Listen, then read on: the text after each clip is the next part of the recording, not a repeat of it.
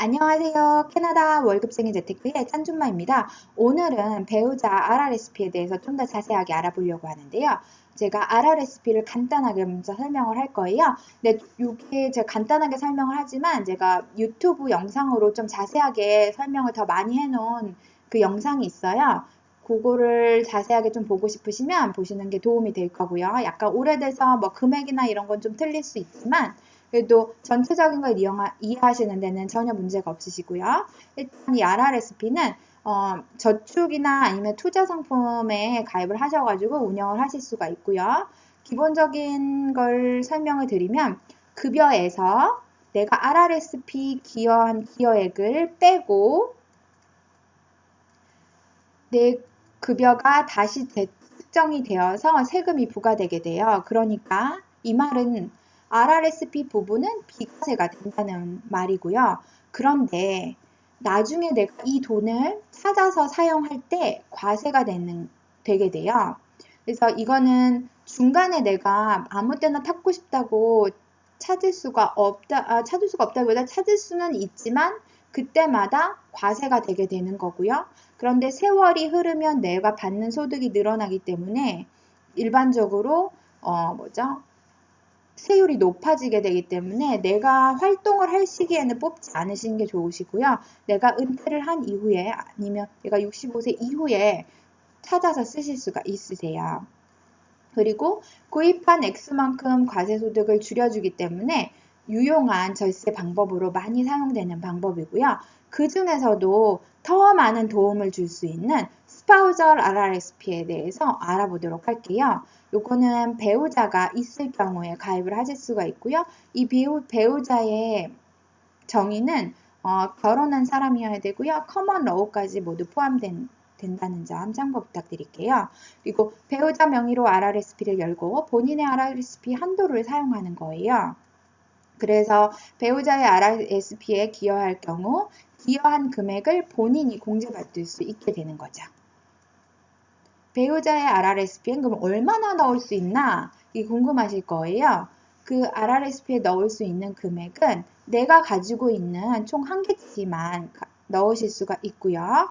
이 리밋을 정확하게 확인하실 수 있는 곳은 캐나다 레버뉴 에이전시에 가서 하시는데요. 그 중에서도 매년 텍스 신고를 하고 받게 되는 노티스 오브 어세스먼트에서 확인하시면 가장 정확하게 아실 수가 있으세요.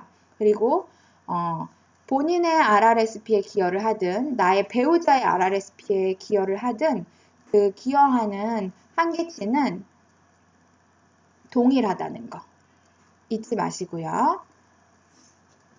그렇고 그 다음에 내가 가지고 있는 한계치와는 배우자한테 만약에 스파우저를 했다고 하더라도 영향을 미치지 않는다는 거 참고하시면 되시고요.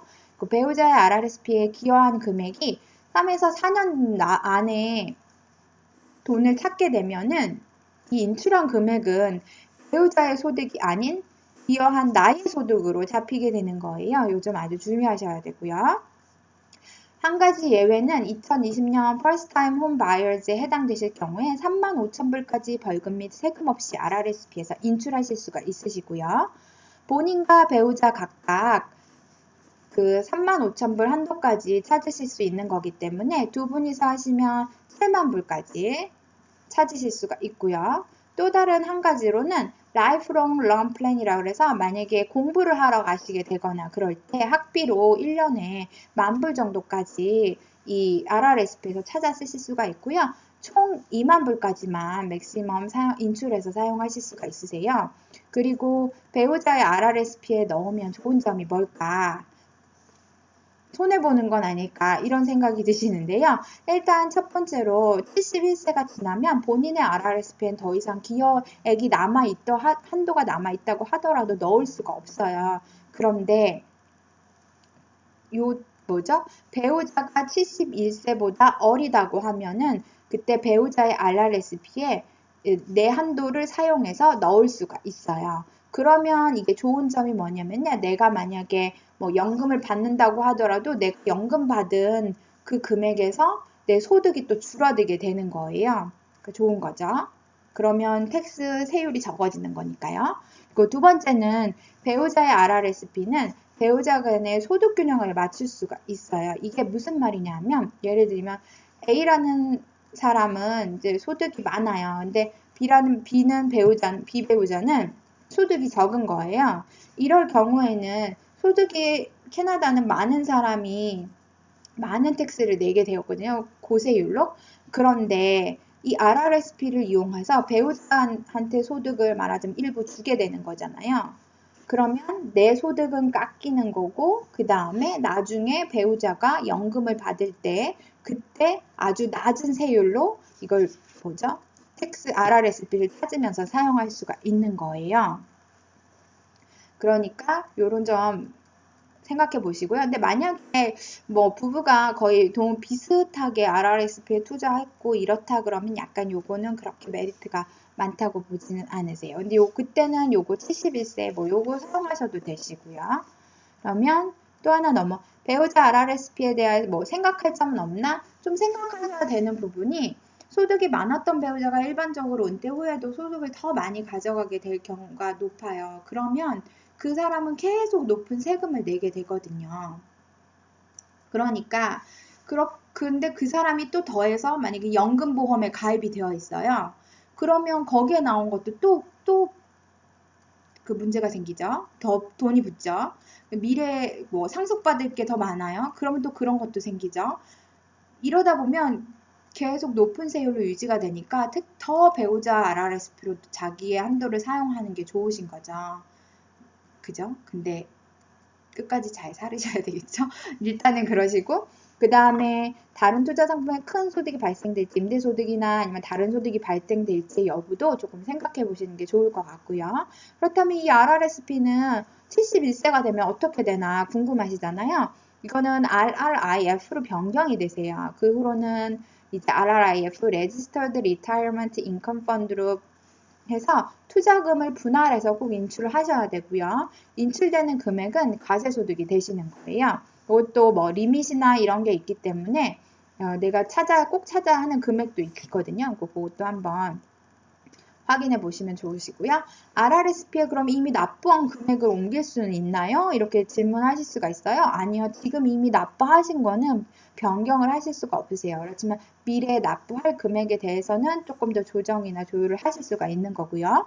다음에 RRSP 소득 얼마나 찾아야 하나? 이것도 궁금하시잖아요. 네. 일단 소득이 그때 갑자기 뭐 집을 팔아서 확 높아졌다거나 이럴 때는 인출을 안 하시는 게 좋고요. 왜냐하면 이거는 전액 소득으로 간주가 되기 때문에 조심하시고요. 그 다음에 만약에 뭐죠? 2020년 근데 이제 2020년 최대 펜션 소득은 58,700불이시고요. 더 중요한 거는 뭐냐면 이러한 세금 문제나 아니면 궁금한 점이 생겼을 때는 전문가를 찾아가셔가지고 조금 더 면밀하게 좀 상세하게 점검을 해보시는 게 좋을 것 같고요. 그 다음에 그러면 배우자가 사망했을 경우에 생존한 배우자가 받을 수 있나? 이렇게 궁금하시잖아요. 네, 받으실 수가 있어요. RRSP는 배우자에게 상속이 되게 되고요. 세금 문제가 전혀 발생이 되지 않아요. 왜 그러냐면 내가 가지고 있던 RRSP를 상대 배우자의 RRSP로 넘어가게 되는 거예요. 그래서 전혀 문제가 없고요. 그다음에 당연히 배우자가 또 내가 찾을 때 세금을 역시나 내게 되는 거죠. 근데 만약에 배우자가 없어요. 나 혼자 살고 있다면 마지막 생존자가 사망할 경우에는 자녀에게 상속이 일반적으로 되게 되어 있고요. 그렇지 않으면 다른 수혜자에게 상속이 될 경우도 있는데요. 이럴 때는 그때 바로 세금이 부과되게 되고 있어요. 그리고 또 한 가지 조금 다른 약간 의미라서 제가 이거 폰트를 바꿨는데요. 연금 소득을 낮출 수 방법이 있나요? 약간 궁금하시잖아요. 이렇게 미래부터 꼭 뭐라 그러죠? 플랜을 짜야지만 가능한가요? 그런데 꼭 그렇진 않아요. 요거 한 가지 더 있는데요. 이게 뭐냐면 연금 소득 분할인데요. 일단 자격이 어떻게 되냐면요. 배우자 또는 당연히 법률 파트너여야 하고요. 캐나다에 이거는 거주를 꼭 하셔야 돼요. 연말에. 그리고 근데 그렇지만 만약에 사유가 직장이나 학교, 의학적 필요성 관련이 있는 경우엔 떨어져 사실 수도 있고요. 이때는 인정이 되세요. 그렇지만은 만약에 관계가 무너져서 살면 연금 수입을 분담할 수가, 그러니까 분할하실 수가 없어요. 또한 연중 내내 90일 이상 이렇게 떨어져서 살거나 이러면 소득 분할 자격이 없게 되고요. 분할 가능한 연금 소득은 그럼 뭐가 있을까요?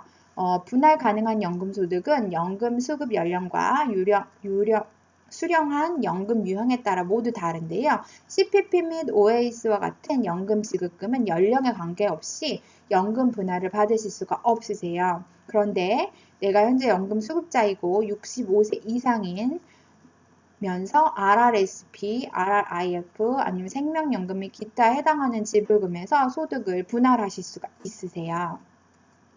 만약에 내가 65세 미만인 경우에는 배우자의 사망으로만 연금을 수령하실 수가 있고요. 그거를 또 연금 분할을 받으실 수가 있는 거예요. 그런데 65세 미만의 태백 납세자는 더 이상 연금 분할을 하실 수가 없고요.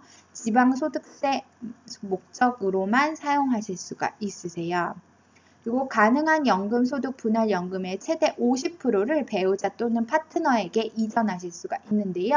이게 말하자면 뭐냐면요. 내가 받는 RRSP 금액이 내가 찾은 금액이 10,000불이었어요. 그럼 10,000불의 50%인 5,000불을 내 배우자의 소득처럼 넘길 수가 있는 거예요. 그러면 내가 만약에 높은 세율을 가지고 있다면 그 세율을 5,000불만큼 줄이실 수가 있는 거죠.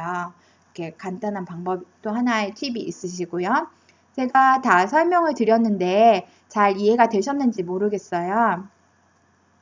사실 조금 약간 아리송한 부분도 있으실 텐데요. 많은 도움이 되셨으면 좋겠고요. 좋아요와 구독 눌러주세요. 감사합니다.